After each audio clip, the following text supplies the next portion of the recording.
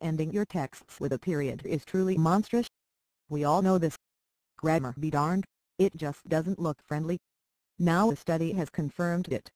Researchers led by Binghamton University's Seacland report that text messages ending with a period are perceived as being less sincere, probably because the people sending them are heartless.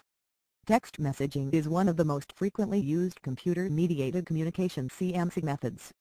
The rapid pace of texting mimics face-to-face communication, leading to the question of whether the critical nonverbal aspects of conversation, such as tone, are expressed in CMC, the researchers write in the study, which was published recently in the journal Computers and Human Behavior. To test whether the period had become a social cue within the context of CMC, the researchers presented a small group 126 undergraduates, admittedly not representative of the entire global population, but at least fairly representative of the most prolific texters, with a series of exchanges framed as either text messages or handwritten notes. The experimental messages featured an invitation followed by a brief reply. When that reply was followed by a period, subjects rated the response as less sincere than when no punctuation was used. The effect wasn't present in handwritten notes.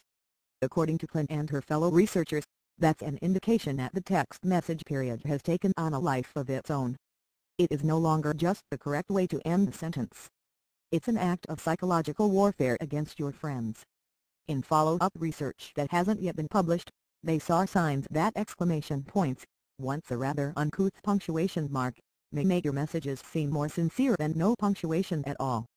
Texting is lacking many of the social cues used in actual face-to-face conversations. When speaking, people easily convey social and emotional information with eye gaze, facial expressions, tone of voice, pauses, and so on, Klin said in a statement.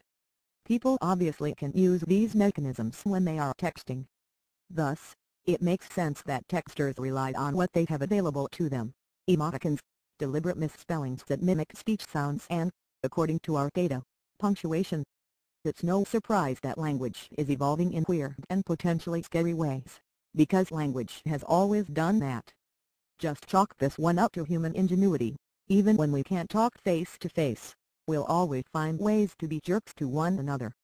So take heed, members of pre-CMC generations. If you insist on grammatical correctness, you may suffer consequences. Copyright 2015 The Washington Post.